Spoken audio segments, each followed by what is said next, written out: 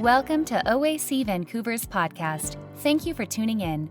We believe that Jesus is needed and relevant for people in Vancouver today. The message of God's love and promise of wholeness was destined to be experienced within a faith community that worships, studies scripture, and prays together.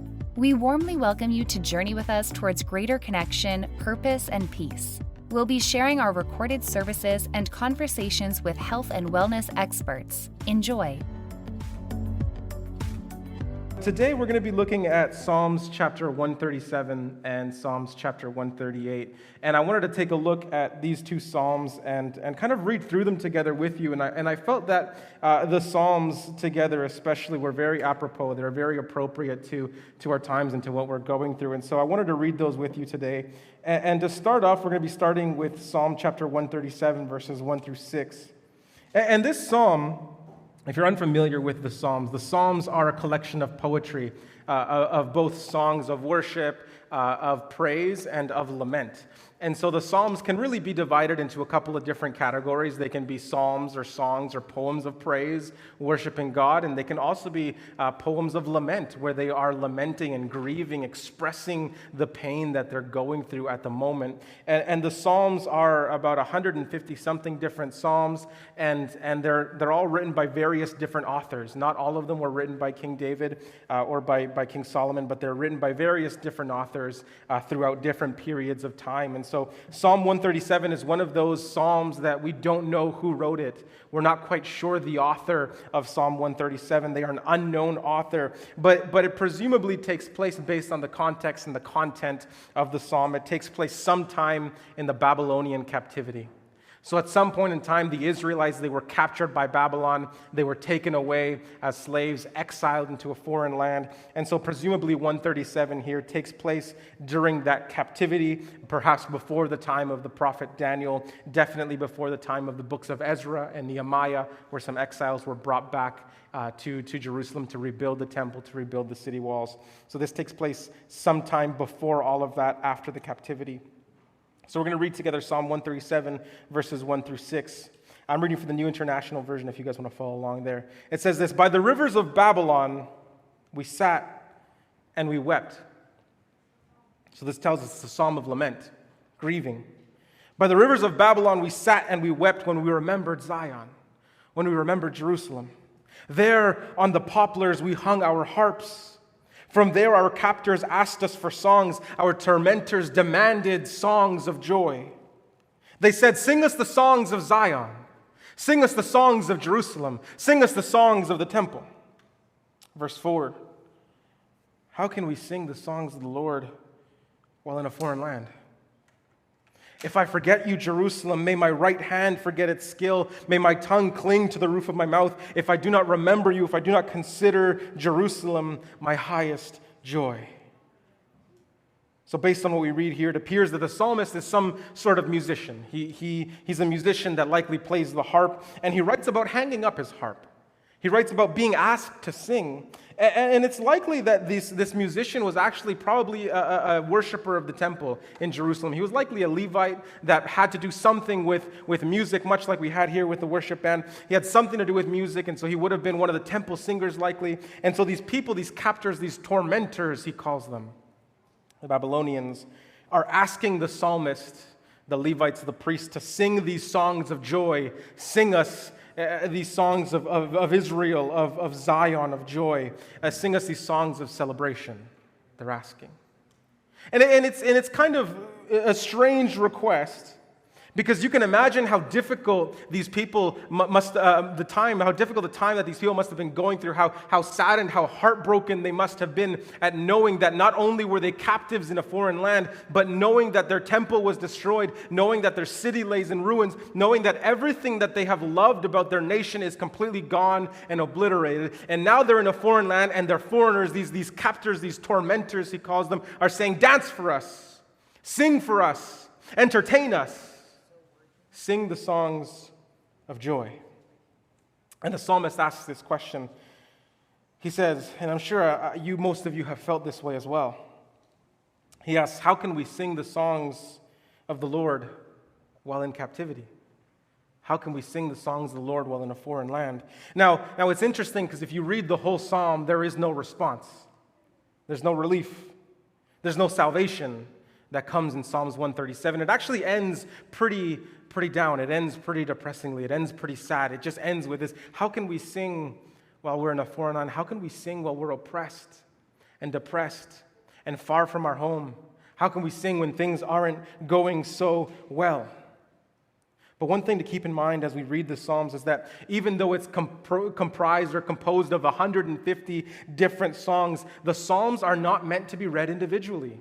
Sure, we can take a chapter and read the chapter by itself. We can even take verses that we love and pick them out and read them by themselves and take these beautiful wisdoms, these beautiful revelations of God's truth from the Psalms. But the Psalms are not just meant to be read by themselves. In fact, the Psalm is meant to be read together, collectively. I'm not sure if you know this, but the Psalms are actually divided into 5 different books. There are divisions within the Psalms themselves. And so it's interesting that whoever compiled the Psalms compiled all of these poems and songs with intention, with purpose. And so we can read them again as standalone chapters, but we also need to see the Psalms as a collective. So let's practice this. Let's read the next chapter, Psalm 138, verses 1 to 5. It says, "I will praise you, Lord, with all of my heart. Before the gods, I will sing your praise. I will bow down toward your holy temple, and I will praise your name for your unfailing love and for your faithfulness. For you have so exalted your solemn decree that it surpasses your fame. When I called, you answered me. You greatly emboldened me. May all the kings of the earth praise you, Lord, and when they hear what you have decreed, may they sing of the ways of the Lord, for the glory of the Lord is great." So Psalm 138 is actually a Psalm of David. We know that. It was written by David, and David writes this: "With all of my heart before the gods, I will sing your praise. I will praise your name for your unfailing love and faithfulness." And so David's reason for singing is God's unfailing love. David's reason for singing is God's faithfulness. David is responding to God, and he's saying, "Listen, I've cried out for help, and you have answered. You have come. You have rescued me." David's reason for singing is because of the great love that God has towards him. So here's our very first lesson for today. Our first lesson is this: we sing because of his love. You see, what's interesting here is that Psalms 138 was again written by David, so it would have been written a couple of centuries before Psalms 137. And so the Psalms aren't in chronological order because that's not the purpose. The Psalms are meant to be read together, and so Psalms 138 comes right after 137, and it almost seems as if the compiler of the Psalms has put Psalms 138 as a response to Psalms 137, because again, 137 doesn't end with hope. It doesn't end with response. It doesn't end with salvation as we might expect. Many of David's laments end with him praising God for the rescue that he experiences, but Psalms 137 doesn't. So Psalms 137 asks this question: how can we sing while in a foreign land? How can we sing while things aren't going our way? How can we sing while we're oppressed? How can we sing while we're feeling defeated and downcast and desperate for salvation? How can we sing for joy? And then David responds in Psalms 138, centuries before. He says, "We sing because we know that God is faithful." Come on, somebody. We sing because we know that God is faithful. We sing because we know that God's love is unfailing. We sing because we know that he looks on us with care. We sing because Christ, because Jesus, because the Messiah is our hope. So this question is asked, how can we sing? And the response says, well, we sing because of his love. We sing because of the way that God is. We sing because of who God is. God is by very nature love. See, there's a difference between praise and thanksgiving. Thanksgiving is thanking God for what he has done. It's a response to what God is doing. But praise, on the other hand, is independent of what God is doing. Praise is praise and worship and honor because God is worthy of it. It's not the same. We often confuse thanksgiving and praise, and we often think that praise is thanksgiving, and they can be intertwined, but there is a very important distinction that has to be made. Praise is not about what God has done in your life. Praise is because God is who he is. Praise is because God is who He says He is. Praise is because God is unfailing in His love. Praise is because God is faithful. Not just because He's been faithful to you, not just because He's shown unfailing love, but because that is the very definition of who God is. That is His character. So we can praise and we can sing independent of what we're going through because God is love. We sing because of His love. And I know that it's very difficult sometimes to lift up praise, to sing, to feel thankful. Especially when we look around and we see in the news that things just keep getting darker and darker and worse and worse. When we see that just when we thought things were kind of beginning to blow over, that resurgences are coming, that different waves are coming. Just when we think that things are getting better, we see new bodies being found in residential schools time and time again. We're up in the thousands now. Just when we thought things were getting better, we're now seeing BC, I don't know if you guys know this, but BC has the worst fire that is currently happening in its entire history. Over 50,000 hectares, over 300 kilometers squared. That's a huge area. Just when things seem to be getting better, it seems like it just keeps getting darker and darker and worse and worse. And it can be really difficult to lift up praise. And I know that it's frustrating to see the systems that are in place that continue to oppress and marginalize people. And I'm infuriated when we're seeing hate crimes occurring all over the city, all over our country. I'm infuriated when we're seeing our systems of government have not even begin to set right the inequalities that we have seen in the communities around us. And I'm frustrated when we're seeing discrimination left, right, and center, not just racially, but sexually and gender and everything. Literally any kind of discrimination, any discrimination that does not line up. And in fact, it doesn't. Discrimination cannot line up with the character of God. So it's frustrating to see when all of this is happening. And we see that Psalms 137 encounters a very similar problem. They're like, how can we sing when things aren't going well? How can we sing when the world seems dark?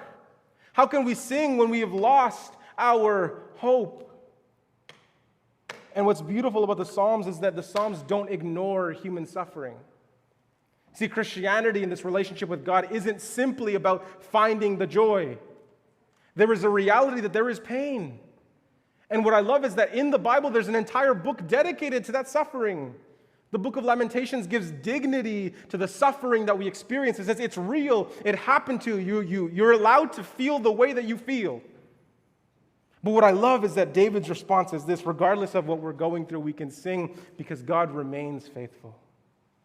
We can sing because God's love continues to be unfailing. You see, God's unfailing love happens even in the hardship, even in the anguish, even in the lament that we experience. And the hope that we cling to is that one day God will put an end to all the suffering. The hope that we cling to is that one day God will put an end to everything that is wrong in this world, that God will set things right. And so even when the world tries to steal our joy, even when the world has us longing for something better, we can choose to praise because we know that God always is faithful. Because we know that God always keeps His promises. You see, we sing because Jesus is coming. We sing because hope is coming. We sing because God is always faithful and there is something better to come. And so the question that is asked is, how can we sing? And the response is, well, we sing because He is loving. We sing because He is love. So I want to read with you the rest of Psalm 138. Psalms 138 verses 4 to 8 says this: May all the kings of the earth praise you, Lord. When they hear what you have decreed, may they sing of the ways of the Lord, for the glory of the Lord is great. Though the Lord is exalted, He looks kindly on the lowly. Though He is lofty and far away, He sees them from afar. Though I walk in the midst of trouble, you preserve my life. You stretch out your hand against the anger of my foes. With your right hand you save me. The Lord will vindicate me. Your love endures forever. Do not abandon the work of your hands. Now David's acknowledging how great God is. And even though God is highly exalted, even though God is in the heavens above, God still notices us. He sees us. He sees our pain. He sees our suffering. He sees what we're going through, and he comes down and he steps into the mess and he steps into the mud and he saves us. And then David ends with this request, do not abandon the work of your hands. And now we're going to jump ahead again. Psalms 139, the very next chapter. Verses 13 to 14 says this, for you created me, another psalm of David, for you created my innermost being. You knit me together in my mother's womb. And then he says, I praise you because I am fearfully and wonderfully made. Your works are wonderful. I know that full well. See, what I love is that the wording that David uses here implies that God created all of us, not just him, but all of humanity with intention, with purpose, that every single one of us, God looks at us and says, you are wonderful. You are loved. You have been created with intention and purpose. And in the very previous chapter, Psalms 138, David says, don't abandon the work of your hands. In the next chapter, he says, the work of your hands are beautiful. The work of your hands is loved and cared for and created with intention and purpose. And so here's our very second lesson. Our second lesson is this: God won't abandon you. David says, please don't abandon the work of your hands. And then he responds in the next chapter, the work of your hands are wonderful. And you've created them. And God will not abandon you. And you see, we have reason to praise in our darkest times because we know that God has plans for us. See, God promises that he won't abandon the work of his hands. God didn't create you beautifully and wonderfully just to abandon you. God created you to prosper. God created you to give you plans of a hope and a future and to restore you to the kingdom of peace that he is bringing to this world. And so whatever you're going through, whatever you're struggling with, whatever seems to be closing in around you, whatever is looming over your life, know this: God has not abandoned you. Know that God is still with you. And God hasn't caused your troubles. I want you to know that, because a lot of the times we blame God for what's going on in our lives, and God hasn't caused your troubles. God hasn't caused your storms. God is not behind the oppression that you experience at the hands of evil people around you, but God is your way through the troubles. God is the one who calms the storms. God is the one working through good people around us to bring an end to the oppressive systems of the world. See, God looks on you and he sees you. He sees your suffering. He sees that you're in the midst of your troubles, and he stretches out his hand to cover you. And David, again, in Psalm 16, he praises God for the confidence that even though he should die, that even if he loses his life, he still believes that God will not have abandoned him. Psalms 116, David says, you will not abandon your loved one to the grave. Even if this life ends for us, we know that we're not abandoned to the grave. That's the beauty of the gospel. The gospel says that Jesus conquered the grave. So even if we should go there, even if we go into the grave, the very same way that Jesus resurrected from the grave, we also have the promise of resurrection. That's what Paul says. I love what Paul says in Romans 8. He says we live in the same resurrection as Jesus. He says the same spirit that resurrected Jesus is living in us now, to resurrect us now, to bring us back to life now. That even though we should die, that even though we should lose our lives to whatever the world throws at us, Paul and David says, still we're not abandoned. Because Jesus went into that grave and he defeated it. So now there's hope in Jesus. Jesus has conquered the grave. And I know that deliverance comes in so many different ways. Deliverance can come in miraculous intervention. I'm sure you've heard many stories. But deliverance may come in the simple fact that the gospel promises that death isn't the end. Deliverance comes in God's people refusing to silently watch, refusing to be frozen by fear, and choosing to actively step up and create positive change to create a world free of the systematic oppression of marginalized people all over the world. Deliverance comes in God's people standing up for the rights and the lives of people all over the world. Deliverance comes in God's people standing up against racial and gender inequalities. Deliverance comes in God's people actively bringing God's kingdom of justice and peace and love and mercy to this earth here and now. See, the work that we do in the world around us to bring peace and justice is part of the way that God shows the world that he hasn't abandoned them. Did you hear that? You are the proof. You working in the world for good. You working in the world for love. You working in the world for justice and mercy. You are the proof that God has not abandoned this world. Come on, guys, get excited about that. You are evidence of God's love. You are evidence that God is working right now. You are the evidence. You see, God's kingdom is here. God's kingdom is now. And God's kingdom is wherever people are fighting for God's will to be done on earth as it is in heaven. And you see, the people of Israel, they know about suffering. They know what it's like to be marginalized and enslaved and oppressed and defeated. They know what it's like to have generation after generation die in captivity and never see deliverance in their lifetime. They know what it's like to be handed from one nation to the other. And still we find in the Psalms inspire us with hope. Still we find that the Israelites are like, praise God for what he has done. Praise God for his faithfulness. The Psalms continue to call God's people to praise God for never abandoning us. Can you imagine that? Generations that die in captivity still claim and hold on to the hope and the faith that God hadn't abandoned them. So the writers of the Bible, they know this one thing. They know that God never breaks his promises. And so if God has promised to set things right, he's going to do it. If God has promised to return for us, he's coming back. If God has promised to put a final end to sin in the world and create an eternal kingdom of heaven here on earth, if he's promised that, he will do it. And so even though for Israel there were some people who never saw freedom and deliverance, they knew that God would keep his promises, and so they praised because they knew that God would never abandon them. See, what I love about the Psalms is not just their individual expression, but also the way the Psalms are compiled.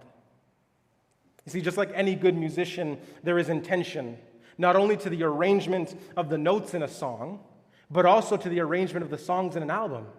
Some of the very best albums, they function together. The songs function not just as individual tracks, but they function as a story. As you listen to the entire album, it tells you a story, and it inspires you. And so the same thing happens here in the Psalms. Not only is every chapter in the Psalm a gem of inspiration, something to be read and pondered on and praised, but so too the way that the Psalms are organized and arranged are reason to praise. We saw that just with Psalms 137, 138, and 139. And what I love here is that the compiler of the Psalms, he put these two Psalms together to fit in conjunction. Again, Psalms 137, he poses that question that never seems to get answered. How can we sing? It doesn't get answered, but Psalms 138 answers it. We sing because of his love. What I love is that Psalms 137 seemingly ends with no hope. It questions the injustice they experience. It clamors out for help. It seems as if God's people have had their songs of joy stripped away from them. But then as we continue reading the Psalms, as we continue listening to the tracks, we come to chapter 138. We come to David finding reason to sing and to praise because God is loving, because God is faithful, because God won't abandon the work of his hands. And so Psalms 137 finds no reason to praise, but Psalms 138, David shouts and he says, I can't stop praising. I can't help but sing. And just a chapter away, David is saying, I've found my reason to sing. So here's our final lesson for today. Our final lesson is this. Hope is a chapter away. Let that sink in for a moment. Hope is a chapter away. If the Psalms, which span centuries and generations, captivity and freedom, highs and lows, if the Psalms teach us anything, it's that hope is coming. See, so many of the Psalms are songs and poems that point to the future coming of a Messiah. They point to the coming of a king who would liberate Israel and establish a kingdom of peace here on earth for God's people. They point to a time where all nations, it says, will come together and bow down before the King of Kings and the Lord of Lords, before the mighty name of Yahweh. And you see, all of these hopes and all of these expectations, all of these promises are fulfilled, and they're found in the person of Jesus. Jesus is the King who liberates us from captivity. Captivity from sin. Captivity from death. Jesus is the one, the King who liberates all nations from slavery and death. Jesus is the King who brings peace and justice and forgiveness through the cross. Jesus is the Prince of Peace, the King of Kings, the Lord of Lords, the Alpha and the Omega, the beginning and the end. Jesus is the one worthy of all praise. And I came across this quote that I really loved, that I found that was so incredibly beautiful. The quote says this: "Even the darkest hour only has 60 minutes." Even the darkest hour only has 60 minutes. See, the night may be dark, but joy comes in the morning. Your world may be dark, but as surely as the sun rises in the morning, so too will your hope rise through Jesus. And things may seem hopeless now, but hope is just around the corner. Hope is just a page turn away. You may currently be in a chapter of lament. You may currently be in a chapter where you're singing, "How can I sing? How can I sing these songs of joy? How can I praise? How can I lift up?" You might be in that chapter now, but just flip the page. Hope is just a chapter away.